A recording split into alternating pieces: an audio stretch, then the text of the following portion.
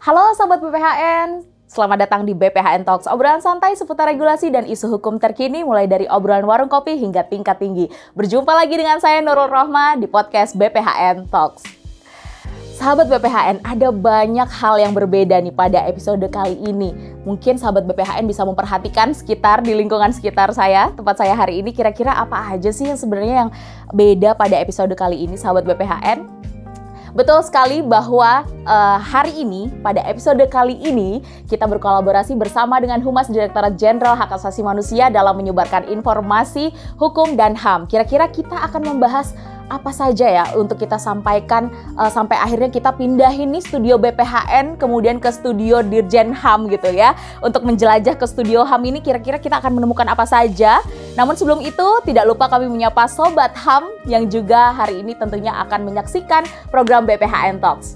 Sahabat BPHN dan Sobat HAM, kemarin pada perayaan Misa kita menyaksikan bagaimana indahnya toleransi yang diajarkan oleh Paus Fransiskus dan juga Imam Besar Masjid Istiqlal seperti itu, yang bisa kita kita tandakan indahnya perbedaan namun tetap dibalut dengan cinta kasih seperti itu. Dalam ceramah Paus Fransiskus sendiri ada satu kalimat kutipan yang indah sekali pada pidato beliau pada kemarin di Masjid Istiqlal, yaitu, "Dan jika benar kalian adalah tuan rumah tambang emas terbesar di dunia, ketahuilah bahwa harta yang paling berharga adalah kemauan agar perbedaan tidak menjadi alasan untuk bertikai, tetapi diselaraskan dalam kerukunan dan rasa saling menghormati."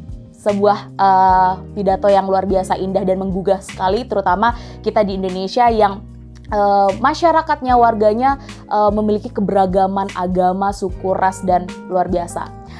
Begitu juga dengan regulasi tentunya ya, sebagaimana yang kita ketahui bahwa Indonesia ini kita akhir-akhir ini sudah berdiri selama 79 tahun dan kokoh, namun ternyata isu rasisme atau sara lainnya masih menjadi salah satu yang kerap kali kita hadapi, dan tentunya ini berkaitan dengan isu hak asasi manusia. Itu sebabnya kenapa hari ini kita hadir. Kita pengen tahu langsung nih dari tuan rumah seperti itu ya. Dan juga begitu juga dengan regulasi. Hari ini kita akan menggali seputar bagaimana upaya negara dalam tentunya dengan kehadiran Direktorat Jenderal Hak Asasi Manusia dalam mewujudkan regulasi yang berbasis HAM. Pengutamaan HAM itu seperti apa sih dalam proses pembentukan regulasi kita di Indonesia? Karena setiap ada kebijakan regulasi selalu dipertanyakan bahwa apakah ini sudah apakah ini sudah inklusif untuk menyentuh seluruh masyarakat, seperti itu.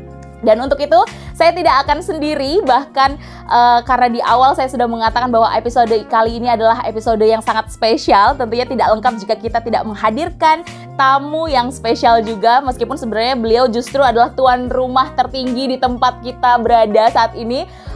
Untuk itu biarkan tim BPHN Talks yang menjemput bola ya untuk dapat berdialog bersama Bapak Direktur Jenderal Hak Asasi Manusia, yaitu Bapak Dahana, Dr. Dahana Putra BCIP SHMSI. Selamat datang Bapak. Selamat datang, dan juga senang bisa bertemu dengan sahabat BPHN, khususnya operator dari BPHN yang luar biasa. Selamat datang. Bapak sehat hari ini Bapak? Alhamdulillah, berkat doa dan ya dukungan teman-teman sehat walafiat. Tapi memang Bapak Dirjen ini salah satu Bapak Dirjen yang hidupnya juga, pola hidupnya sehat dan juga selalu memberikan kita contoh lifestyle ya, terutama ke anak-anak muda di Kumham, bahwa muda itu bukan hanya usia tapi energi, dan beliau salah satu panutan kami. Ini dapat dikatakan edisi spesial lagi-lagi sahabat BPHN, karena beliau berkenan untuk ngobrolin negara nih dalam kemasan santai, meskipun sebenarnya isu negara akhir-akhir ini tidak ada santainya ya sahabat BPHN dan Sobat HAM. Untuk mengawali obrolan kita pada sore hari ini, mungkin kita bisa review isu kilas balik dulu ya Bapak, terkait dengan beberapa pekan lalu, terutama di Agustus, kita sempat dihebohkan gitu, ada isu kontroversial terkait dengan surat pernyataan yang harus ditandatangani anggota Paskibraka Putri, terutama terkait penggunaan hijab. Dan respon Bapak juga salah satu menjadi sempat viral dan cukup kontroversial karena bertolak belakang atau ada sedikit perbedaan dengan instansi lain. Mungkin boleh dijelaskan Bapak? Ya, baik, terima kasih, saya panggil Mbak Nurul ya. Boleh Bapak. Dan pertama, apresiasi dengan sesi ini ya, untuk merespon terhadap berita viral yang dulu pernah terjadi pasca persiapan ya 17 Agustus ya oleh Paskibraka. Jadi pada saat ada isu yang kami dengar dan kami lihat dia melalui media online, nah Ditjen HAM itu punya suatu tusi terkait pengaduan, pengaduan HAM ya, yang bisa diadukan secara langsung tidak secara langsung. Nah kebetulan pada saat berita viral itu kami mengambil langkah. Langkah kami adalah menyiapkan suatu press release yang didasarkan oleh tusi dan tentunya pada saat substansinya pun juga sesuai konstitusi dan juga Undang-Undang 39, di mana ada suatu jaminan setiap orang untuk melaksanakan ya ibadah menurut agama dan percaya masing-masing. Inilah yang sangat asasi sekali. Untuk itu maka pada saat ada suatu isu yang ya quote and quote ya untuk melepas hijab dalam konteks pelaksanaannya, saya pikir nggak sesuai dengan ya konstitusi kita yang begitu menghormati hak asasi manusia. Gitu. Oke, berarti kemarin juga statement jelas ya Pak mewakili Kementerian Hukum dan HAM bahwa kita menghargai segala bentuk, terutama juga hal yang secara physically terlihat bahwa kita menghargai HAM, mengedepankan HAM juga salah satunya dengan kita menghargai keputusan setiap warga negara kita, terutama juga anggota paskibraka kita untuk menggunakan hijab ya Pak ya? Iya, betul. Karena tadi saya sampaikan di konstitusi kita ya, mulai ada pasal 28A sampai J juga memberikan suatu penekanan terkait tanggung jawab negara, ya, terutama pemerintah dan hak asasi manusia, bahwa pemerintah atau negara itu memiliki kewajiban pertama menghormati hak asasi manusia. Menghormati itu menghormati segala perbedaan, melindungi ya setiap warga negara. Ketiga adalah ya dalam konteks pemenuhan hak-hak mereka dan juga ada penegakan maupun juga pemajuan HAM. Itulah tanggung jawab negara yang tercantum dalam ya konstitusi maupun Undang-Undang 39. Disitulah Din HAM meletakkan bahwa kita harus mengawal terkait tanggung jawab negara itu yang tercantum dalam konstitusi. Indah sekali. Andai semua instansi bisa seragam ya Pak. Ya insya Allah sih, karena memang kebetulan kami kan bersemangat ya. Karena kalau bicara HAM itu tidak bisa sendiri. Karena apa? Prinsip HAM itu kan pertama adalah universal ya. Kedua interdependen. Jadi ada keterkaitan satu sama lain. Ya. Ketiga non-diskriminasi. Jadi ini sangat prinsip banget gitu loh. Dalam konteks pelaksanaan pun juga tidak bisa Kementerian Hukum HAM sendiri nggak bisa. Dia perlu kolaborasi, perlu kerjasama dengan berbagai stakeholder, baik pemerintah, ya, civil society, masyarakat maupun juga perguruan tinggi. Karena spektrumnya adalah ya perbedaan itu suatu rahmat ya. Dan perbedaan itu harus dijaga dengan baik, tapi tidak memecahkan suatu kondisi, apalagi kita kan ya negara Pancasila ya. Jadi berdasarkan ya berbagai keberagaman suku bangsa yang terikat dalam suatu Bhinneka Tunggal Ika. Itu yang harus kita jaga tinggi. Jadi itu menjadi suatu hal yang positif yang perlu kita banggakan. Perbedaan suatu rahmat, tapi ada sesuatu yang harus kita jaga dalam konteks kebersamaan dan kesatuan dengan Indonesia. Keberagaman, kebersatuan gitu ya, sesuai dengan Pancasila kita juga gitu. Baik Bapak, mungkin juga kita membahas terkait dengan baru saja nih kita kedatangan Paus Fransiskus, dengan kita menyaksikan di berbagai media bagaimana indahnya keberagaman antara agama gitu Pak ya, dengan proses misa kemarin, dan itu tidak membuat kita terkotak-kotakan seperti itu, bahkan terpecah belah gitu. Bagaimana pandangan Bapak terkait dengan perkembangan di Indonesia saat ini Pak? Pastinya kan tadi Bapak juga menyebutkan bahwa di Ditjen HAM juga ada ruang untuk pengaduan. Ya. Bagaimana sejauh ini Pak perkembangan di Indonesia dari sisi toleransi antar umat beragama Pak? Ya, pertama kedatangan Paus ya, itu menjadi suatu simbol ya bahwa Indonesia itu negara yang harmoni dalam keberagaman, harmoni dalam suatu perbedaan, tapi tetap menjadi suatu kesatuan. Nah, ini menjadi suatu hal yang sangat positif, atau tentunya akan menjadi suatu ya value yang harus dilakukan, walaupun memang sudah ada ya, sudah menjadi suatu nilai yang dari hakiki di Indonesia, tapi juga perlu ada suatu penekanan kembali terkait penghormatan. Ya memang sejauh ini masih ada beberapa kelompok masyarakat yang masih belum terbuka terkait kesatuan yang harmonis itu. Inilah salah satu proses dari kita untuk memberikan suatu pencerahan bahwa harmoni keberagaman itu suatu hidayah yang harus kita lakukan, yang menjadi suatu kekuatan. Kenapa? Perbedaan itu tidak harus menjadi suatu hal yang negatif loh. Contoh kita analogikan lampu ini, lampu itu kan ada suatu kontradiksi ya antara negatif dan positif ya. Tapi pada saat kita lihat dengan lampu ini ya, itu menjadi suatu kekuatan memberikan cahaya untuk kita semua. Padahal itu ion negatif, ion positif bertemu, tapi justru menimbulkan suatu kekuatan, yang kekuatan itu cahaya yang dapat digunakan oleh setiap orang untuk menikmati cahaya itu untuk berbagai hal. Itulah ya. Jadi perbedaan itu hakikatnya sesuatu kekuatan untuk lebih besar untuk mencapai suatu tujuan tadi. Tadi saya analogikan tentang lampu tadi kan, lampu itu kan artikel negatif positif bertemu, hanya mereka menimbulkan suatu kekuatan cahaya atau listrik. Nah inilah. Jadi maksud kami adalah Indonesia ini kan, kalau dari segi suku bangsa cukup banyak ya, kurang lebih ada 500 sekian ya suku bangsa. Nah kalau kita cermati itu suatu kekuatan bangsa Indonesia, di mana di situ ada suatu keberagaman, tapi menjadi satu kekuatan pada saat kita bicara bahwa kita satu loh, apalagi dengan Sumpah Pemuda kan, berbeda bahasa tapi satu kesatuan ya. Satu kesatuan itu bangsa Indonesia. Ini menjadi suatu nilai yang sangat kuat yang harus kita junjung tinggi dan juga harus kita lakukan dalam suatu kehidupan sehari-hari. Ya. Oke. Ini salah satu mungkin ya Pak, kita tuh sering melihat di sosial media nih Pak, mana Indonesia katanya toleran, tapi ternyata di berbagai daerah, terutama daerah terpencil Pak, itu selalu mengatakan bahwa bahkan nih ada teman nih Pak di Rote pengabdiannya.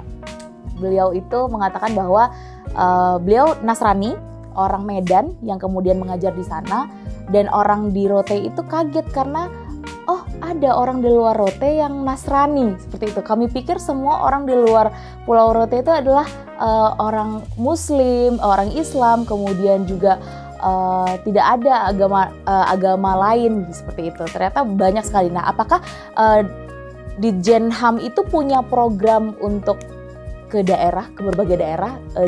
Karena bisa kita lihat dari situ mungkin ada beberapa perilaku diskriminatif yang mereka hadapi gitu ketika ada perbedaan, terutama agama. Ya, ini cukup menarik ya, karena baru saja kami press release tentang suatu kebijakan yang kita apresiasi yang dilakukan oleh Kanwil Hukum dan HAM Riau, di mana Kanwil ya dengan dibantu oleh Dijenham melakukan suatu mediasi ya untuk dibentuknya gereja. Jadi alhamdulillah ternyata dapat respon positif dan insya Allah mungkin akan dibangun gereja di sana yang sebelumnya ada suatu penolakan di masyarakat. Nah ini kan menandakan bahwa perlu ada satu pencerahan bahwa kita tuh hidup di Indonesia ya.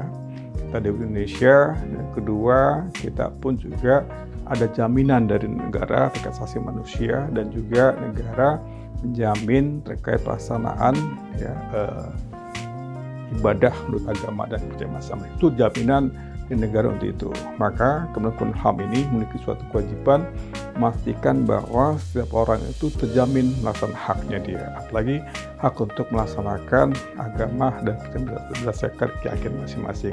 Ini harus kita lakukan. Nah ini prosesnya tidak bisa hanya Kumham, tapi juga berbagai stakeholder kita lakukan. Di situ ada forum FKUB maupun juga berbagai stakeholder. Intinya adalah bahwa pentingnya harmoni dalam suatu keberagaman sangat penting. Sama juga kalau kita analogikan kembali, suka musik nggak ya? Yeah. Nah itu kan ada piano, ada bass, ada gitar gitu kan. Itu kalau mereka dimainkan dan diorkestra dengan baik, itu kan menghasilkan suatu suara harmoni yang baik. Itulah seperti itu. Jadi tidak kita berpikir negatif, tapi positif kita ambil gitu loh. Nanti maka penting, kebetulan juga Kemenkumham HAM, khususnya Jinham, itu melakukan berbagai kegiatan terkait literasi budaya, ya. Literasi keberagaman lintas budaya. Jadi literasi keagamaan, ya, lintas budaya. Ini kegiatan ini meletakkan pentingnya, ya,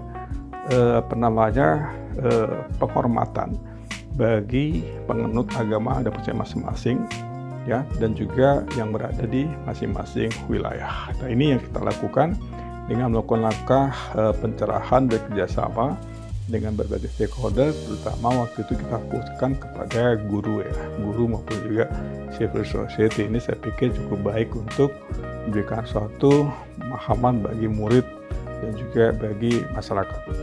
Dan itu dimulai dari program pembudayaan HAM, Pak, ya? Iya, betul. Menarik sekali. Baik, sahabat BPHN, mungkin ini menjadi pertanyaan, Pak, selanjutnya pertanyaan yang sering dipertanyakan oleh netizen gitu, Pak, sahabat BPHN.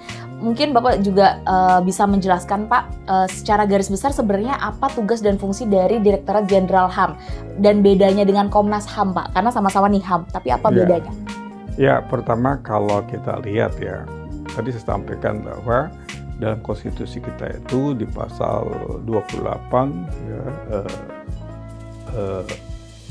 ayat huruf I, ayat 4 dikatakan bahwa tanggung jawab negara terutama pemerintah itu 5P, ya. Tadi saya sampaikan penghormatan, perlindungan, pemenuhan, penegakan, dan pemujuan HAM. Itu tanggung jawab negara, terutama pemerintah.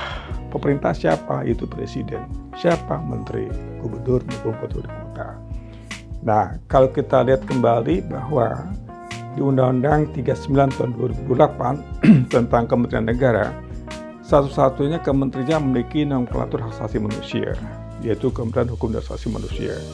Kita pahami dalam konteks ketatanegaraan itu bahwa presiden, menteri itu membantu sebagian tugas presiden. Nah, tentunya kalau Jinham ini yaitu tugasnya merumuskan kebijakan dalam bidang hak asasi manusia, merumuskan, melaksanakan, mengevaluasi maupun juga melakukan suatu supervisi. Nah, tentunya dalam konteks ini adalah di Jinham itu menyiapkan berbagai kebijakan pemerintah terkait hak asasi manusia, ya. Bagaimana jadi jadinya pembentukan peraturan perundang-undangan selaras dengan hak asasi manusia. Bagaimana negara ini memiliki suatu rencana aksi terkait hak asasi manusia. Contoh HAM aja, rencana aksi nasional asasi manusia itu terdiri berbagai lembaga yang memuat berbagai kegiatan-kegiatan pemerintah. Itu. Nah, Komnas HAM ini memang didasarkan Undang-Undang 39, ya, tahun 99 tentang hak asasi manusia, dan juga didukung dengan Paris, ya. Deklarasi Paris, ya. Di sana pun juga meletakkan terkait tugasnya, yaitu terkait pemantauan, pengkajian, penelitian, ya, terhadap hak asasi manusia. Jadi kita lihat ada suatu perbedaan antara Komnas HAM dengan Jinham. Komnas HAM itu sebagai penyelidik di hak asasi manusia, dia pun juga melakukan suatu pengkajian, penelitian, ya, dan juga pemantauan tentang hak asasi manusia. Nah, ini sebagai lembaga nasional, dia menyoroti tentang kebijakan pemerintah, apakah kebijakan pemerintah itu selaras dengan hak asasi manusia. Di Jinham ini menyiapkan perumusan kebijakan HAM yang akan dilakukan oleh pemerintah. Pemerintah itu ya baik pusat dan daerah, baik kementerian, lembaga maupun juga lembaga, ya. Nah, itu jadi memang harus kita bedakan bahwa Komnas HAM itu sebagai, ya, mitra, ya, untuk memastikan memantau tentang kebijakan pemerintah. Nah, kebijakan itu disiapkan oleh Jinham yang akan dilaksanakan oleh masing-masing lembaga. Itulah perbedaannya. Komnas HAM bisa dikatakan lebih ke proses advokasi, Pak, ya, pelaksanaan, ya, advokasi, penyelidikan, ya, pengkajian, ya, penelitian, itu seperti itu. Tapi kalau Jinham itu membuat suatu kebijakan yang akan dilakukan oleh masing-masing, ya, kementerian lembaga. Ya, misalkan HAM untuk bidang kesehatan seperti apa sih parameternya? terus dalam bidang pendidikan apa sih parameternya. Nah, itu pada saat itu dilakukan, maka Komnas HAM memantau apakah kementerian lembaga itu sesuai nggak ya tugasnya, sesuai dengan kebijakan yang sudah dibangun gitu. Menarik sekali. Jadi kita meskipun ada dua sama-sama HAM-nya, tapi ternyata tugas dan fungsinya sendiri sahabat BPHN cukup berbeda, karena di Dijen HAM lebih banyak kita akan membicarakan terkait dengan penyusunan kebijakan yang itu sendiri untuk bisa diimplementasikan kepada seluruh lembaga, dan itu sebenarnya menjadi tugas yang sangat berat Pak ya, karena betul, kita mau menyelaraskan semua instansi bisa berbasis HAM. Tapi juga ada kalau kita baca itu di Undang-Undang 39 tentang HAM di pasal 101 bahwa ada suatu mekanisme pelaporan HAM. Nah, di pasal itu mengatakan Komnas dan lembaga lain. Jadi walaupun tidak hanya Komnas yang menerima pengaduan di masyarakat, tapi lembaga lain. Lembaga lain di sini adalah yaitu salah satu Dijen HAM. Jadi Dijen HAM pun juga menerima pengaduan dari berbagai stakeholder. Nah, terutama yang kami dalam satu hari itu minimal 4 kami terima pengaduan. Yang paling banyak kasus masalah perdata tanah seperti itu kan. Nah, jadi ini menjadi suatu hal yang positif, tapi insya Allah kita berkolaborasi. Jadi contohnya adalah ada suatu kasus di DKI masalah ya. Itu kolaborasi antara Komnas sama Dijen HAM. Ternyata bisa kita selesaikan. Di ke depan itu harapan kami seperti itu, kita berkolaborasi untuk merespon berbagai persoalan di masyarakat seperti itu. Ya, jadi itu Mbak. Oke, luar biasa. Semakin banyak, meskipun terlihat lembaganya banyak, tapi dengan cara berkolaborasi Pak ya, itu kita bisa menyelesaikan permasalahan-permasalahan hukum dan HAM tentunya. Baik Bapak, selanjutnya adalah terkait dengan pembentukan regulasi Bapak.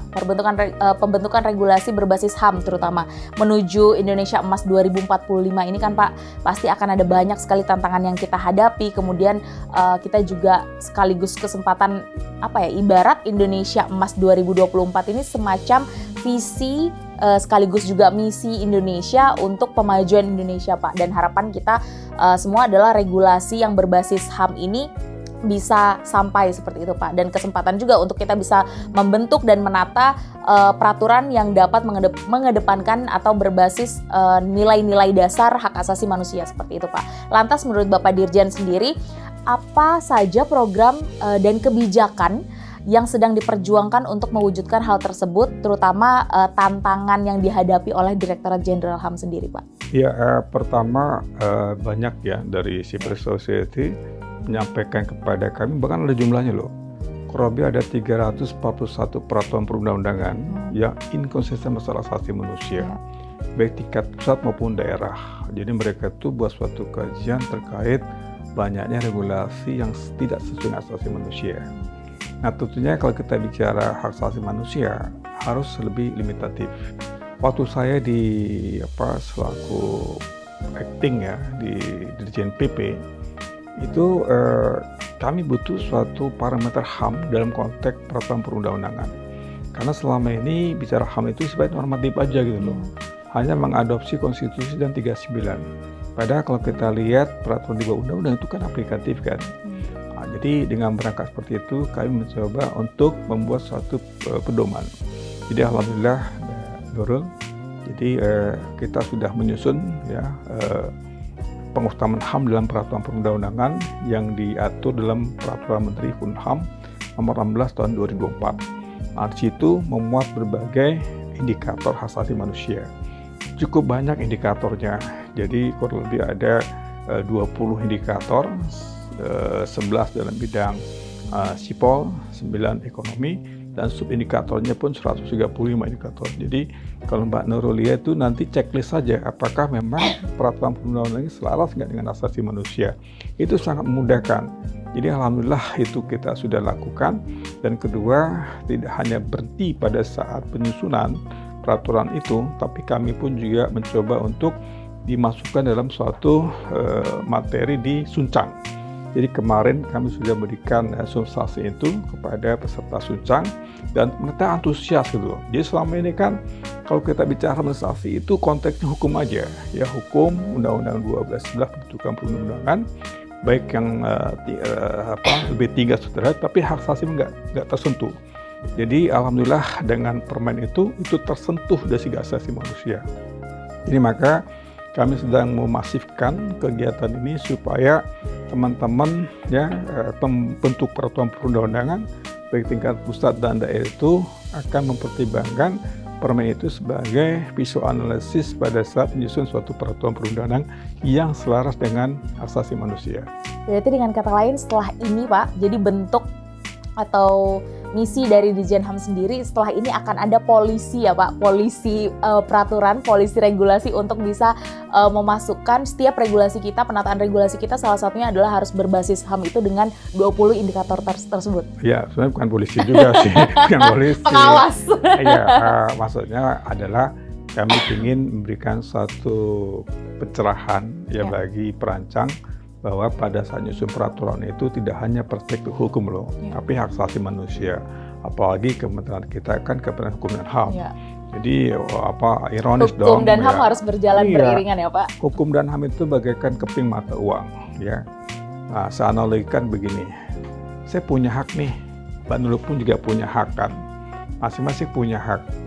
Bisa bayangkan nggak kalau masing-masing punya hak tidak ada satu instrumen yang mengawasi, membatasi, hanya disebutkan masing-masing jadi liar lah seperti itu. Nah pada saat instrumen itulah hukum. Jadi hukum itu hadir untuk memastikan bahwa hak dan kewajiban itu seimbang gitu loh. Itulah hukum. Jadi maka hukum dan HAM itu bagaikan keping mata uang di situ. Siapa punya hak, tapi tolong dong punya kewajiban menghormati hak orang lain.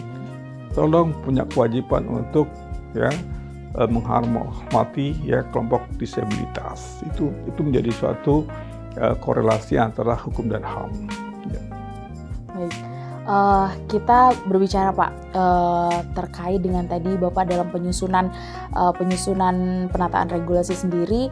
Nah, apakah sebenarnya akan ada atau ini menjadi misi dari Direktorat Jenderal HAM sendiri selanjutnya untuk melakukan pelatihan, ada pelatihan sendiri untuk legal drafter mungkin untuk bisa menyamakan persepsi dan itu dilakukan untuk seluruh legal drafter di berbagai instansi supaya ada penyamarataan karena bisa jadi hanya Kemenkumham yang akan terlatih Pak untuk dapat menyusun regulasi yang berbasis HAM seperti itu. Bagaimana dengan kementerian lain? Ya, pasca diundangkan Permen 16 2024 tentang pengaturan HAM dalam peraturan perundang-undangan, kami bersurat kepada semua kantor wilayah dan juga utama agar dalam hal untuk menyusun peraturan perundang-undangan itu mempertimbangkan HAM yang sesuai dengan Permen Kumham tadi.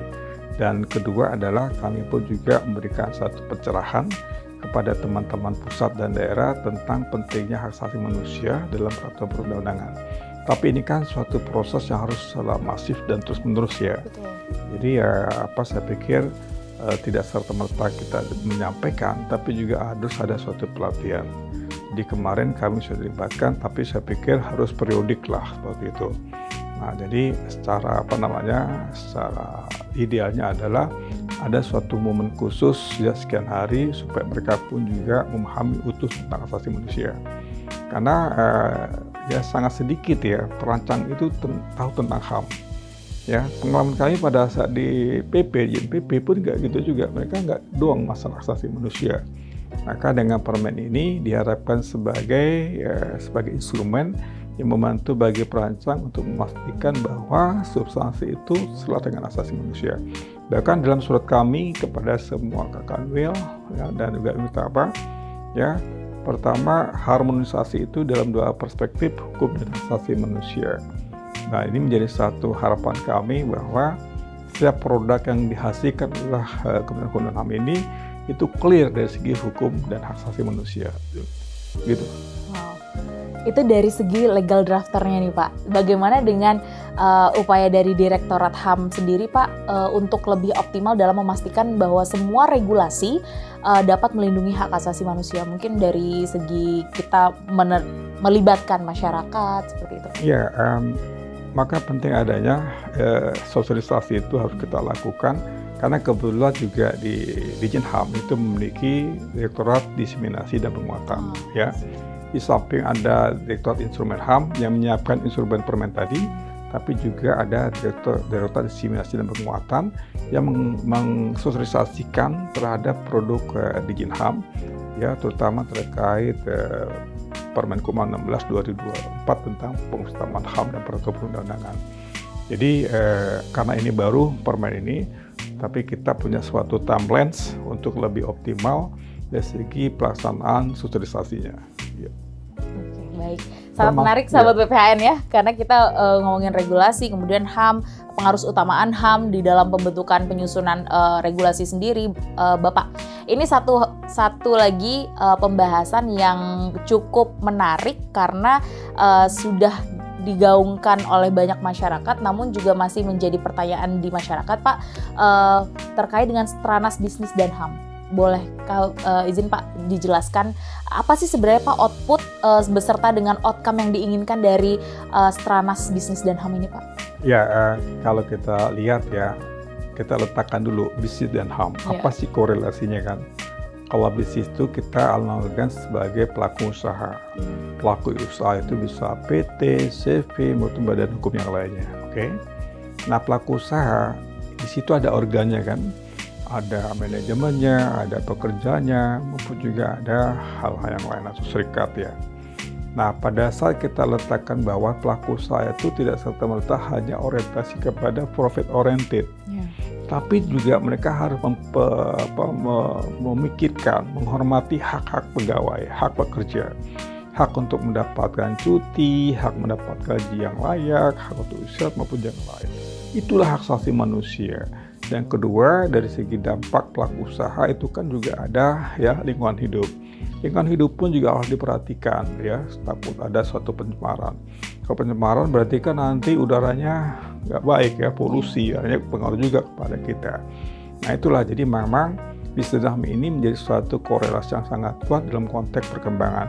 Ini diperkuat lagi dengan adanya dokumen PBB ya, United Nations Guiding Principle ya, Business and New Rate itu dari 2011, dan saat ini di lingkup global itu sudah ada 34 negara yang memiliki suatu instrumen terkait bisnis HAM, dan alhamdulillah Indonesia yang ke-34 ya. Di lingkup Asia itu ada 5 negara yang memiliki ya instrumen terkait bisnis HAM ya. Contohnya ada Jepang, Korea Selatan, Vietnam, Thailand, dan Indonesia. Jadi dan Indonesia pun juga menjadi suatu champion dalam konteks seperti ini. Terbukti ya, bulan Februari saya diminta oleh PBB untuk menjelaskan tentang kebijakan Indonesia tentang bisnis HAM. Dan kebetulan juga kami bangun suatu aplikasi Prisma. Jadi waktu itu saya jelaskan bahwa untuk mengukur tentang tuntas HAM ya, kami gunakan aplikasi. Jadi si pelaku usaha itu secara voluntary akan melihat apakah usahanya clear nggak masalah HAM. Nah, kami siapkan aplikasi Prisma. Prisma adalah penelisiko bisnis HAM. Jadi pelaku usaha secara voluntary itu bisa mengukur apakah pelaku usahanya itu tuntas nggak masalah HAM. Nah, di situ. Jadi ini membantu sekali pelaku usaha untuk mengukur dirinya. Dan perlu kami informasikan bahwa saat ini ada 238 pelaku usaha, itu skala global loh, pelaku besar ya, yang sudah melakukan assessment terkait bisnis HAM. Jadi harapannya adalah ini akan digunakan secara masif oleh pelaku usaha, dan kami pun juga sudah koordinasi, komunikasi, dan juga keterlibatan. Karena apa? Kebetulan di Stranas Bisnis HAM, Presiden menerbitkan Peraturan Presiden Nomor 60 Tahun 2003 tentang Strategi Nasional Bisnis HAM. Di Peraturan Presiden itu ada kelembagaan. Kelembagaan itu ada gugus tugas nasional. Gugus tugas nasional itu ya sudah dibentuk dan dikukuhkan oleh Pak Menko Polhukam pada bulan November, yang unsurnya adalah dari 16 kementerian, pelaku usaha maupun juga dari masyarakat ya. Dan di daerah pun juga ada gugus tugas daerah. Saya bayangkan 38 provinsi sudah terbentuk 35. Padahal ini baru tapi luar biasa. Kenapa? Waktu itu ada statement dari Bapak Menko Perekonomian dengan pemberlakuan Undang-Undang Deforestasi di Uni Eropa bahwa ada potensi negara Indonesia akan loss 107 triliun. Karena ada 10 bahan pokok kita itu yang potensial ekspor. Jadi kalau nggak tuntas HAM maka itu akan ditolak. Bisa bayangkan, maka untuk mengukur apakah usahanya itu sama atau tidak melalui Prisma. Jadi alhamdulillah, jadi sekarang ini banyak sekali berbagai negara itu pengen tahu tentang strategi Indonesia dalam konteks bisnis dan HAM. Dan insya Allah tanggal 25 ya November kami diundang kembali ke PBB untuk menyampaikan tentang strategi bisnis dan HAM di Indonesia. Jadi alhamdulillah nih ya sudah beberapa kali kita diundang untuk menyampaikan ya tentang strategi itu. Tapi memang Indonesia tuh kalau misalnya di luar ya Pak, kita kalau misalnya anak hubungan internasional tuh selalu dapat apresiasi kita Indonesia dalam pemajuan HAM. Kita bahkan di kelas bukan hanya dunia, ASEAN pun kita tetap yang nomor 1 sejak 20 tahun terakhir ini dalam pemajuan HAM ya seperti itu. Kemudian Pak, ini yang menarik kalau misalnya ngomongin bisnis dan HAM itu pasti ke lingkungan, tadi poin kedua Bapak sampaikan. Apakah ada tugas dari Direktorat Jenderal HAM sendiri Pak yang kemudian mengevaluasi mungkin AMDAL, karena biasanya di daerah itu selalu bisnis dan HAM dikaitkan dengan AMDAL yang bermasalah dan lain sebagainya. Nah, apakah ada pengaduan-pengaduan yang kemudian ada terjadi pelanggaran HAM yang dilakukan dan itu juga berkaitan dengan AMDAL yang tidak? Ya, tadi saya sampaikan bahwa di Prisma itu ada 12 indikator ya. Jadi pada saat si pelaku usaha itu melakukan satu assessment ya secara voluntary melalui Prisma. Di sana ada 12 indikator ya tentang kebijakan HAM-nya, apa kerjanya, diskriminasi, termasuk juga lingkungan. Jadi lingkungan pun menjadi suatu variabel yang diuji pada saat Prisma itu. Nah, terkait pengaduan pun juga banyak sekali. Jadi banyak sekali masyarakat itu mengadu kepada kami terkait lingkungan hidup gitu ya. Nah, jadi penting ya, hanya kami manfaatkanlah kita punya GTD, gugus tugas daerah. Kita informasikan nih daerah ini ada suatu soal nih, tolong dong dipulihkan atau diperbaiki ya. Kenapa? Di Perpres ya strategi bisnis HAM itu kan ada 3 kegiatan utama. Pertama ada empowering, penguatan bisnis dan HAM bagi ya pemerintah pusat dan daerah, pelaku usaha dan juga masyarakat. Kedua adalah kegiatan utama kedua adalah terkait memapping regulasi yang tidak sesuai dengan bisnis dan HAM. Ketiga adalah pemulihan bagi masyarakat dan juga lingkungan. Jadi 3 rencana aksi itu menjadi suatu tugas pokok dari gugus tugas nasional maupun gugus tugas daerah. Jadi dengan mekanisme seperti ini, apabila ada suatu soal di daerah maka GTD ini akan bergerak. Nah, kebetulan juga kami sudah menyiapkan juga ya, sudah ada Permenkumham terkait tata laksana koordinasi antara gugus tugas nasional dan juga gugus tugas daerah. Kenapa? Karena ada kewajiban Mbak Nurul. Jadi GTD itu punya kewajiban setiap September itu menyampaikan kepada Ketua GTN. Ketuanya adalah Menteri Kumham. Menteri Kumham itu setiap Desember menyampaikan laporannya kepada Presiden. Jadi secara berjenjang. Nanti itu maka saat ini pun juga kami sedang menyiapkan laporan kembali terkait pelaksanaan gugus tugas daerah maupun juga nasional. Oh, menarik. Seharusnya regulasi kita juga sudah berjalan dengan baik ya Pak, tinggal di tahapan implementasinya saja supaya terus dikawal, dan masyarakat juga sepertinya Direktorat Jenderal HAM sendiri membuka ruang dengan adanya indikator yang kemudian sudah dibuat, kemudian juga tinggal pelaksanaannya seperti apa, semua orang bisa mengawasi dan semua orang bisa melaporkan ya Bapak ya, karena pemerintahan kita tentu dituntut untuk transparan Pak ya kepada masyarakat terutama yang akan terkena dampaknya. Baik, mungkin ini yang menjadi penutup kita Pak pada sesi dialog kita pada sore hari ini. Apa sebenarnya harapan dari Bapak selaku Direktur Jenderal Hak Asasi Manusia atas penanaman atau pengutamaan nilai HAM pada regulasi di Indonesia ke depannya Pak, khususnya untuk mencapai misi kita menuju Indonesia Emas 2045? Ya, kalau kita lihat kan indikasi atau suatu kriteria ya peraturan perundangan yang baik adalah pertama, peraturan itu dapat dilaksanakan. Kedua adalah penjelasan tujuan. Ketiga, kedagunaan dan kehasilgunaan. Nah, kalau kita lihat yang poin ketiga, 4 ini adalah kedagunaan kehasilgunaan. Bisa dibayangkan bahwa peraturan itu tidak sesuai dengan asasi manusia, hanya adalah melanggar asasi manusia. Padahal HAM itu kan diatur dalam konstitusi kan, dan menjadi suatu kewajiban bagi pemerintah pusat dan daerah. Untuk itu maka HAM ini harus dilaksanakan dari berbagai kebijakan pemerintah, baik dalam konteks peraturan perundang-undangan maupun dalam konteks kebijakan. Insya Allah dengan dilaksanakan HAM dengan baik dan konsisten, Indonesia akan lebih kuat, dan juga ya capaian tujuan di tahun 2045 Indonesia masih akan terwujud. Demikian. Sahabat BPHN, 21 tahun lagi kita akan menonton podcast kita pada hari ini. Karena apa? Komitmen dari pemerintah, terutama juga Direktorat Jenderal HAM sendiri dalam mengawal penataan regulasi, baik itu untuk dasar hukum dan HAM-nya sendiri harus makin kuat. Kemudian juga berbagai cara untuk mengoptimalkan bagaimana penataan regulasi sendiri yang berbasis HAM ini juga akan semakin baik ke depannya, karena juga akan ada pelatihan bagi legal drafting dalam pengarus utamaan HAM, nilai-nilai HAM itu sendiri juga sedang diupayakan oleh Direktorat Jenderal HAM, terutama tentunya bersama dengan Kementerian Hukum dan HAM.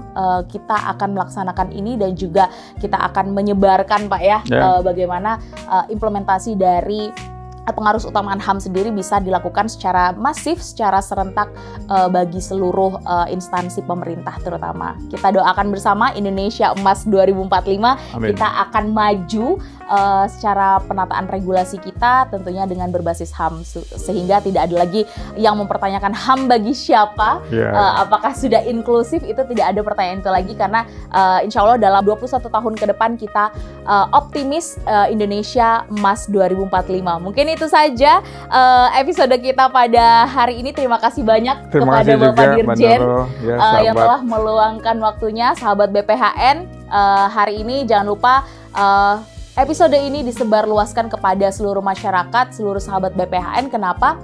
Karena kita membutuhkan, Pak, berita, kita membutuhkan dialog seperti ini yang menenangkan hati kita seluruh masyarakat bahwa pemerintah itu sedang berjuang nih dalam memberikan, dalam pemenuhan hak asasi manusia kepada seluruh masyarakatnya. Kita terus akan berjuang bersama, dan ini koridor kita untuk berjuang, dan dengan adanya ruang seperti ini tentunya akan ada juga, tercipta juga wadah untuk kita bekerja secara kolaborasi dan tentunya transparan. Seluruh masyarakat, seluruh sahabat BPHN bisa mengisi kolom komentar di bawah ini untuk kita dapat bersama-sama, kita kerja bersama.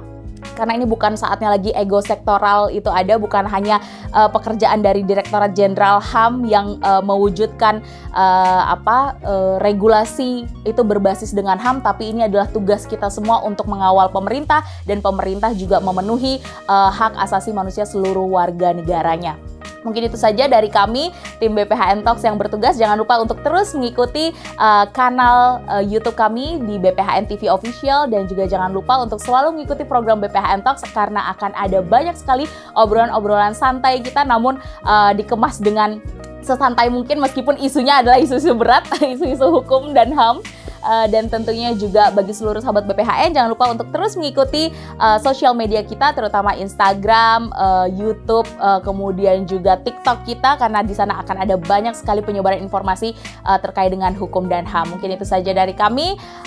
Terima kasih sekali lagi kepada Bapak Dirjen yang sudah meluangkan waktunya, dan BPHN sukses selalu. Sampai jumpa sahabat BPHN. Bye, sukses. Yuk.